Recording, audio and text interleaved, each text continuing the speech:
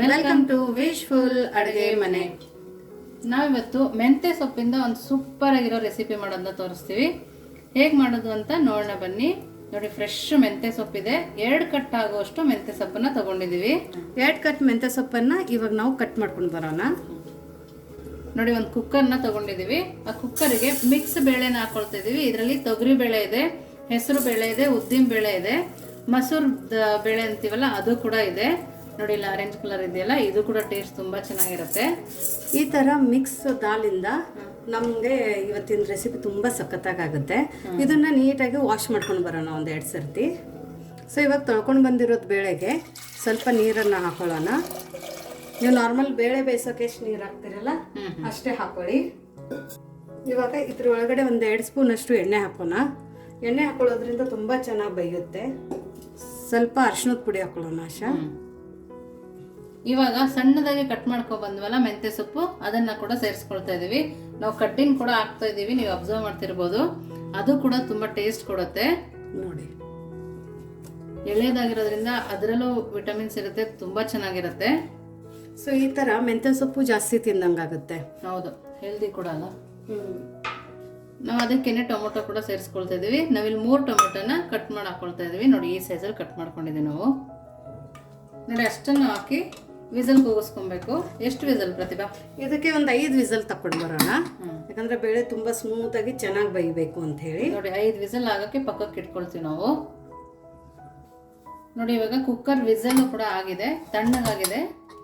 ನೋಡಿ, ಎಷ್ಟು ಚೆನ್ನಾಗಿ ಬೆಂದಿದೆ. ನೋಡಿ, ನೀರೆಲ್ಲ ಕಡಿಮೆ ಆಗಿ ನೀಟಾಗಿ ಬೆಂದಿದೆ. ಸ್ವಲ್ಪ ಈ ತರ ಸ್ಮ್ಯಾಶ್ ಮಾಡ್ಕೊಳ್ಳೋಣ.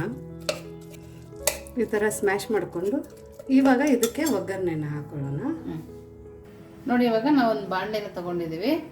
ಒಗ್ಗರಣೆಗೆ ಸ್ವಲ್ಪ ಎಣ್ಣೆನ ಸೇರಿಸ್ಕೊಳ್ತಾ ಇದ್ದೀವಿ. ಫ್ಲೇಮನ್ನು ಹಾಯಲ್ಲಿ ಇಟ್ಕೊಂಡಿರೋದು.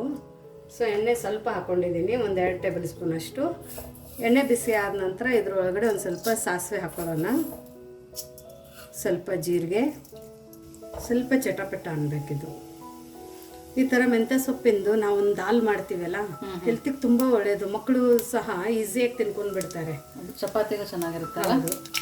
ನೋಡಿ, ಇವಾಗ ಚೆನ್ನಾಗಿ ಸಿಡಿತಾ ಇದೆ. ಇದಕ್ಕೆ ಒಂದು ಸ್ವಲ್ಪ ಕ್ರಷ್ ಮಾಡಿರೋಂಥ ಬೆಳ್ಳುಳ್ಳಿನ ಹಾಕೋತಾ ಇದ್ದೀನಿ.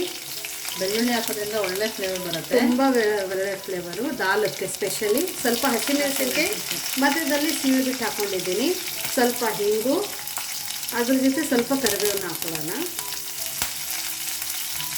ಇದನ್ನೊಂದು ಸ್ವಲ್ಪ ಹಸಿ ವಾಸನೆ ಹೋಗೋ ತನಕ ಹುರ್ಕೊಳ್ಳೋಣ. ತುಂಬ ಚೆನ್ನಾಗಿ ಟೇಸ್ಟ್ ಬರುತ್ತೆ. ನೋಡಿ, ಇವಾಗ ಬೆಳ್ಳುಳ್ಳಿ ಒಂದು ಸ್ವಲ್ಪ ಕೆಂಪಾಗಿದೆ. ಇವಾಗ ಇದ್ರ ಒಳಗಡೆ ನಾವು ಸಣ್ಣದಾಗಿ ಕಟ್ ಮಾಡಿಕೊಂಡಿರೋಂಥ ಈರುಳ್ಳಿನ ಹಾಕೊಳ್ಳೋಣ. ಇಲ್ಲಿ 1 ಈರುಳ್ಳಿನ ನಾನು ಸಣ್ಣದಾಗಿ ಕಟ್ ಮಾಡ್ಕೊಂಡಿದ್ದೀನಿ.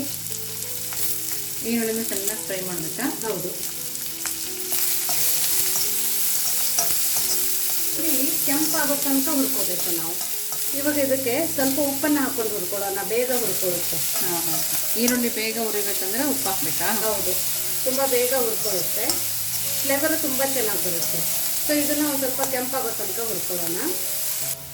ನೋಡಿ, ಈರುಳ್ಳಿ ಈ ಥರ ಫ್ರೈ ಆಗಬೇಕು. ಇದಾದಮೇಲೆ ಕೆಲವು ಮಸಾಲೆಗಳನ್ನ ಹಾಕೋಬೇಕು. ಫ್ಲೇಮನ್ನು ಹೈಯಲ್ಲಿನೇ ಇದೆ. ಸ್ವಲ್ಪ ಅರಿಶಿನ ಹಾಕೊಳ್ಳೋಣ. ನಾವು ಇವನ್ ಮೆಂತ್ಯ ಸೊಪ್ಪಲ್ಲಿನೂ ಅರಿಶಿನ ಹಾಕೊಂಡೇ ಕುದಿಸ್ಕೊಂಡಿರೋದು, ಬಟ್ ಒಳ್ಳೆ ಕಲರ್ ಬರಲಿ ಇನ್ನೊಂದು ಸ್ವಲ್ಪ ಅಂತ ಅರಿಶಿನ ಹಾಕೊಂಡಿರೋದು. ಸ್ವಲ್ಪ ಧನಿಯಾ ಪೌಡರು, ಸ್ವಲ್ಪ ಗರಂ ಮಸಾಲ ಹಾಕೋತಾ ಇದ್ದೀನಿ. ನೆಕ್ಸ್ಟನ್ನು ಹಾಕಿ ಮಿಕ್ಸ್ ಮಾಡಬೇಕು. ನಾವು ಮಸಾಲೆನ ಬೇಗ ಮಿಕ್ಸ್ ಮಾಡಬೇಕಿಲ್ಲ ಅಂದ್ರೆ ತಳ ಹಿಡಿಯುತ್ತೆ. ಹೌದು, ಫ್ಲೇಮನ್ನಲ್ಲೇ ಹಾಯಲ್ಲಿನೇ ಇಟ್ಕೊಂಡಿದ್ದನ್ನೆಲ್ಲ ಮಿಕ್ಸ್ ಮಾಡಿಕೊಂಡು ನಾವು ಇವಾಗೇನಿದು ಸ್ಮ್ಯಾಶ್ ಮಾಡ್ಕೊಂಡಿದ್ವಲ್ಲ ಬೇಳೆನೂ ಸೊಪ್ಪು, ಸೊ ಇದನ್ನು ಇವಾಗ ಇದ್ರ ಒಳಗಡೆ ಹಾಕೋಣ. ಫ್ಲೇಮನ್ನು ಲೋ ಅಲ್ಲಿ ಇಟ್ಕೊಳ್ಳಿ. ಸೊ ಇದೇ ಕುಕ್ಕರ್ಗೆ ಸ್ವಲ್ಪ ಬಿಸಿ ನೀರು ಹಾಕೊಂಡಿರೋದು ನಾನು.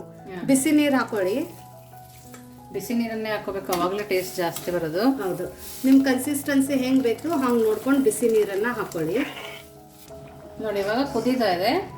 ನೋಡಿ, ಈ ಥರ ಕುದಿ ಬರಬೇಕು. ಈ ಥರ ಕುದಿ ಬರ್ನಾಶ. ಇದಕ್ಕೆ ರುಚಿಗೆ ಉಪ್ಪು ಹಾಕೊಳ್ಳೋಣ. ನಾವು ಇನ್ನೂ ಉಪ್ಪು ಹಾಕ್ಕೊಂಡಿಲ್ಲ, ರುಚಿ ನೋಡಿ ಉಪ್ಪು ಹಾಕ್ಕೊಳ್ಳಿ. ಅದ್ರ ಜೊತೆ ಸ್ವಲ್ಪ ಚಿಲ್ಲಿ ಫ್ಲೇಕ್ಸನ್ನು ಹಾಕ್ಕೊಳ್ಳೋಣ. ಇದರಿಂದ ತುಂಬ ಒಳ್ಳೆ ಫ್ಲೇವರು ಮತ್ತು ಟೇಸ್ಟ್ ಬರುತ್ತೆ. ನಾರ್ಮಲಾಗಿ ನಿಮ್ಮ ಹತ್ರ ಚಿಲ್ಲಿ ಫ್ಲೇಕ್ಸ್ ಇಲ್ಲ ಅಂದರೆ ಕೆಂಪು ಖಾರದ ಪುಡಿನ ಹಾಕ್ಕೊಳ್ಳಿ, ಯಾಕಂದರೆ ಹಸಿಮೆಣಸಿನ್ಕಾಯಿ ಬೇರೆ ಹಾಕ್ಕೊಂಡಿದ್ದೀವಿ.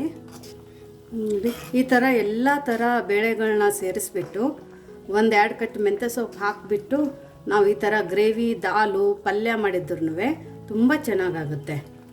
ಸ್ವಲ್ಪ ಟೇಸ್ಟ್ ನೋಡ್ಕೊಳ್ಳಿ. ಉಪ್ಪೆಲ್ಲ ಕರೆಕ್ಟಾಗಿದೆ. ನೀವು ನಿಮ್ಮ ಮನೆಗೆ ಎಷ್ಟು ಖಾರ ಬೇಕು ಉಪ್ಪು ಬೇಕೋ ಅದ್ರ ತಕ್ಕಂಗೆ ಹಾಕ್ಕೊಳ್ಳಿ.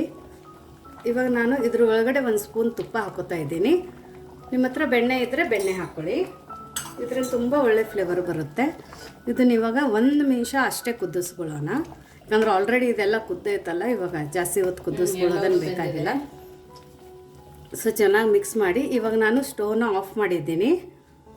ಸೊ ನೋಡಿ ಎಷ್ಟು ಒಳ್ಳೆ ನಮ್ಮದು ದಾಲ್ ಮಾಡಿ ರೆಡಿಯಾಗಿದೆ. ನೀವು ಈ ಥರ ಒಂದು ಸರ್ತಿ ದಾಲನ್ನು ಮಾಡಿ ಹೇಗಿತ್ತು ಅಂತ ವಿಶ್ಫುಲ್ ಅಡುಗೆ ಮನೆಯಲ್ಲಿ ಕಮೆಂಟ್ ಮೂಲಕ ತಿಳಿಸೋದನ್ನು ಮರಿಬೇಡಿ. ಇನ್ನೂ ನಮ್ಮ ಚಾನಲ್ನ ಲೈಕ್ ಮಾಡಿಲ್ಲ ಅಂದರೆ ಲೈಕ್ ಮಾಡಿ, ಶೇರ್ ಮಾಡಿ, ಸಬ್ಸ್ಕ್ರೈಬ್ ಮಾಡಿ. Thank you. Thank you.